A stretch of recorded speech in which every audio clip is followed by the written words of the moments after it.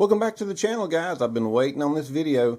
We have the big three flashes. We have tested them out. The Godox V1, the Neewer Z2, and the brand new Godox V100.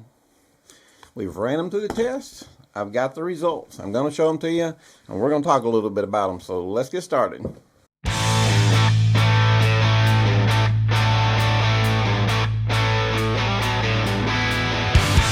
Now, I call these the big three because they are the most affordable flashes that you can get for less than $400. You can buy Pro Photo and stuff, then you're getting up around $1,100, $1,200. Same thing with Canon's new flashes. So I'm staying away from those, and we're trying to keep this $400 and below. So we did a photo shoot in the studio. I only used one light on top of the camera, so we don't want to talk about, the bright spots on the skin. That's not part of it. We're looking at the light. And in the studio, there's a window that has a little bit of light coming through it, but I had a background in front of it about a foot away, so it had very little light coming in the room. So most of the light that was in there is coming from the flash. So I had different expectations on each of these flashes, and I kind of got different results from each one of them. So let's take a look and see what you guys think about these pictures. We'll just jump into them. We'll get started. These are all pictures of my wife, Denise. Y'all know Denise. She's on a lot and does a lot of work. This first picture, I'm going to get my notes. I've got a lot of notes. This first picture, we are using the Neewer Z2. That is this one right here. The Neewer Z2. And we took this on 1/60th of a second, f4 ISO 400 at 0 set on TTL. And I think it looks pretty good. That TTL hit pretty good. Now, the next thing we did is I added one. So I went +1 on TTL. And that's when things went a little haywire with the Neewer 0. This first one, set to 0, looks perfect. This +1, I don't know about you guys, that looks like more than one stop to me. So I did it again. I added another one. I went to +2. And that's +2. And again, that looks like more than +2 stops to me. That looks more like +3 or 4. But the 0 was right on the number. So let's keep going. This one was a bounce flash. This next one is subtracting. I subtract -1 on TTL. And you can tell it's a little dark. That'll pass for a -1, I believe. And then this next one is a -2. And I believe that looks about like a -2 would look too.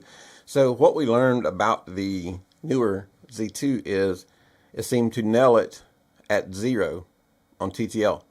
The overs were just way over more than they should have been, and the unders look fine. So I believe we're okay with the Neewer Z2 as long as we're at +0, standard setting, and then either -1 or 2. The +1 and +2 just got haywire on me. So let's keep going. We are going to take a look now. Here is a bounce flash. Now, the exposure is not too bad on that. It's bounced at 0. Again, this is the Neewer. So this is a bounced at 0 Neewer flash. Ceiling is about 8 or 9 feet high. It's white ceiling. So I believe it's underexposed, but it's really, shooting raw, you can fix that really easy. But, I didn't adjust any of the exposure on these because I wanted you guys to see what they look like right out of the camera. It's close on the bounce. So let's check when we get to this next picture, which shows the Neewer Z2 with a +1 bounce. Now we're getting somewhere. So the Neewer, I think, did its best. TTL set at 0. I didn't like any of the +1 or +2. The -1 and the -2 were fine.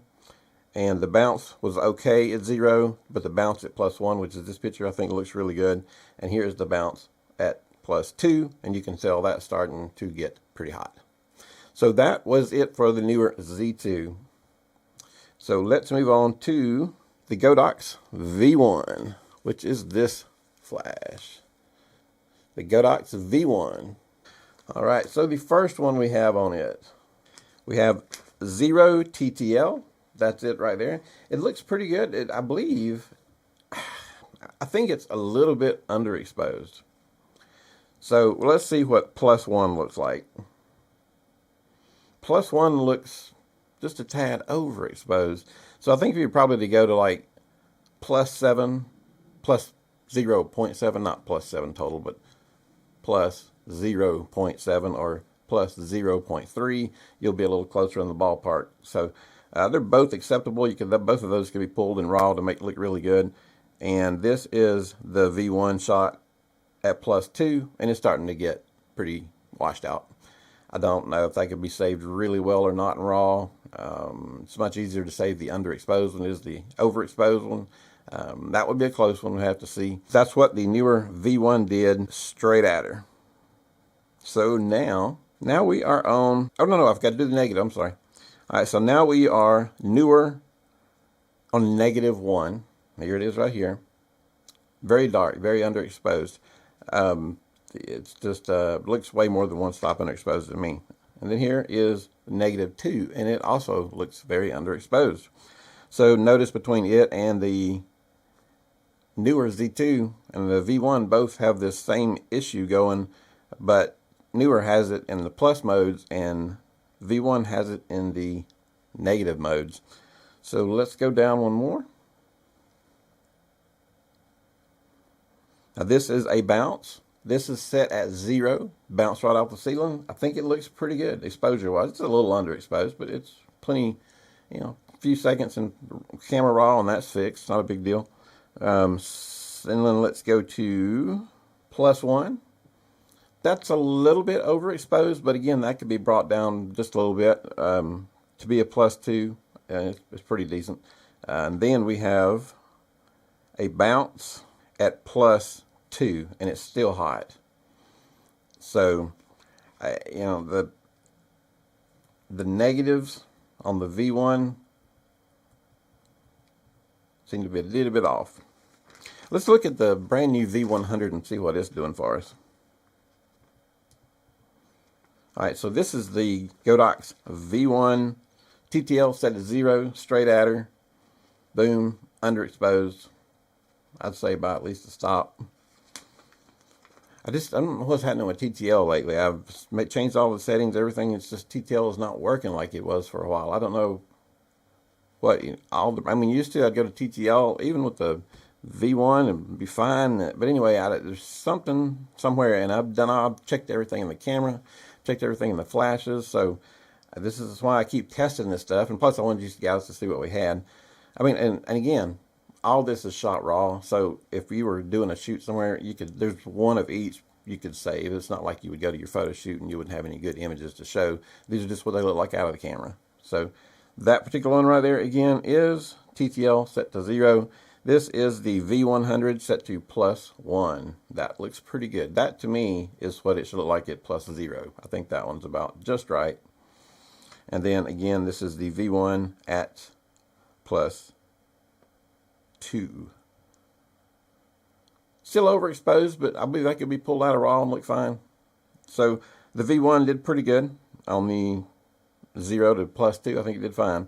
All right, now here is -1 on the V100. Way too underexposed.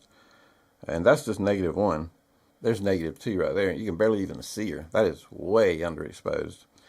And there was no real reason for this because we were in the room and it was pretty controlled lighting. I mean, the sun wasn't even coming in directly at her. It was such a small amount because it was coming in. The background's much wider than the window. The sun wasn't that bright, and it's a black background that's blocking it, so very little light was getting in. Anyway, let's see. So that is -2 on the V100. Now this is a bounce with the V100 set at 0. Very underexposed. You can't even see the difference between your hair and the background. The background's gray. But if we add +1, we're getting better. Now we add +2. Now we're back in the good range again. So I'll tell you, it looks to me like each flash has one side it'll do better. If it does, all of them basically either at 0, at either +1 or -1 will get the shot perfect for you if you know which one you're using.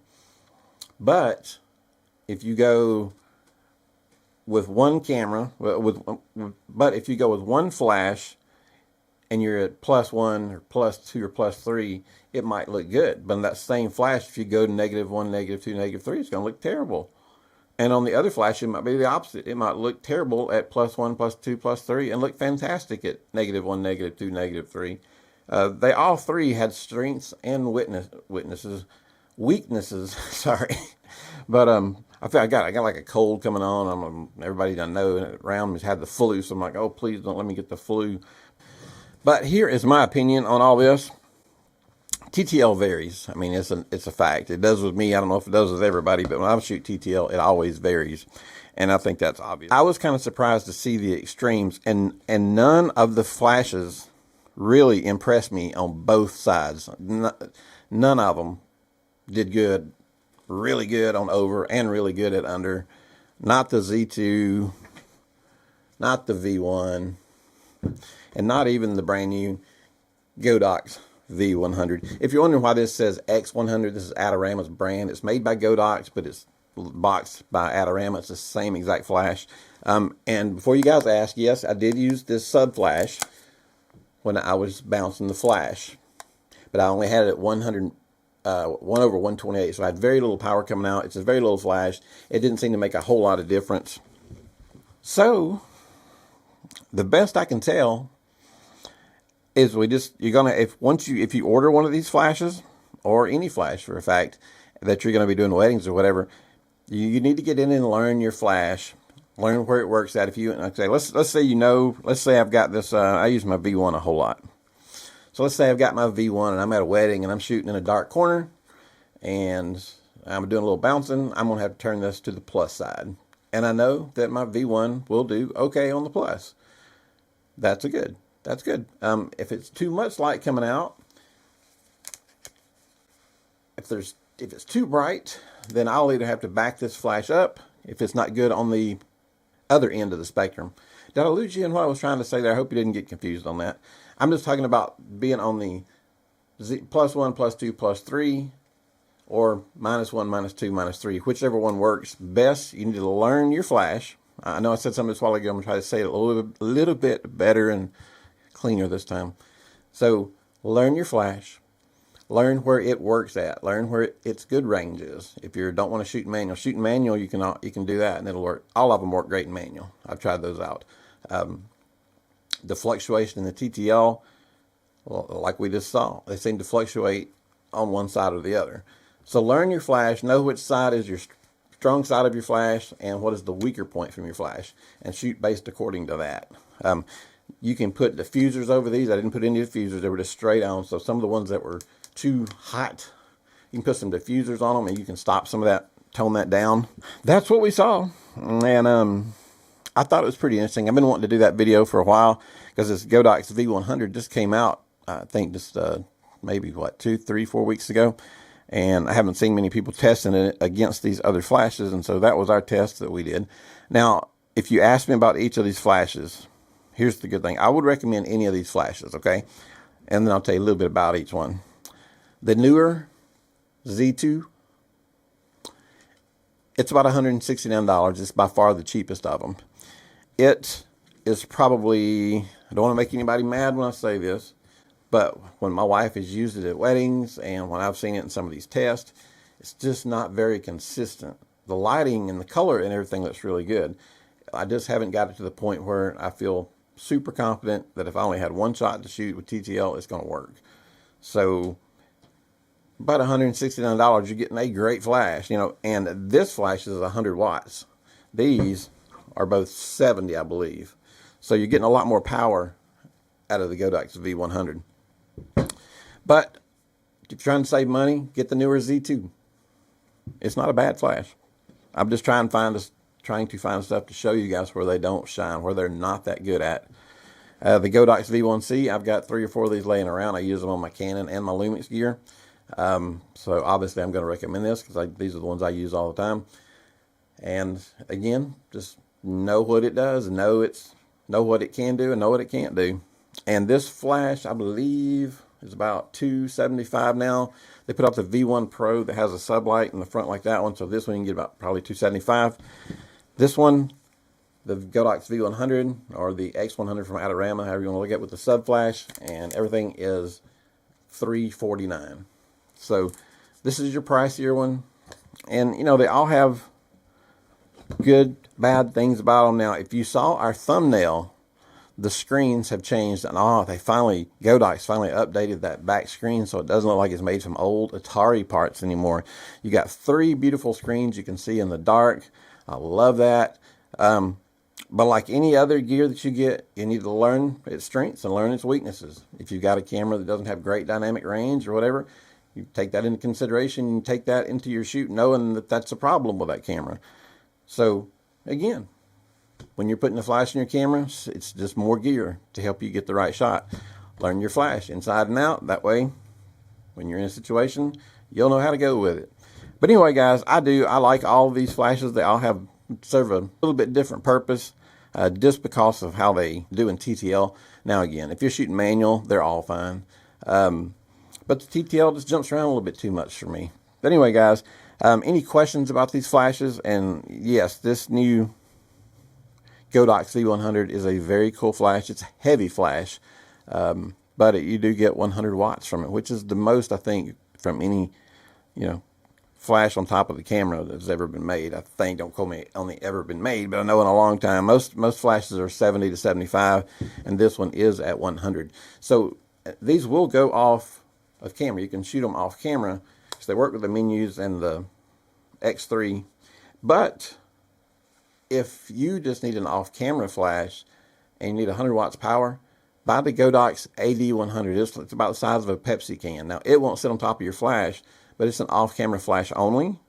And then you can save money, because it's $199, I believe it is. $199, $299, somewhere in there. It's cheaper than this new X100. And then you don't have to pay money, because you're paying to buy this screen and so on. So you can just get that Godox. It's smaller, it weighs less. If it's always going to be off camera, grab it and go, and you'll be good. But so that's the results with our lenses. We see where they struggle, and we see where they're strong. So if you have any questions, let me know what they are. I hope we're helping you guys out. And my email is always down at the bottom, or just drop a comment at the bottom. If we're helping you guys out, give us a big thumbs up and hit that subscribe button. And I hope you guys have a fantastic day.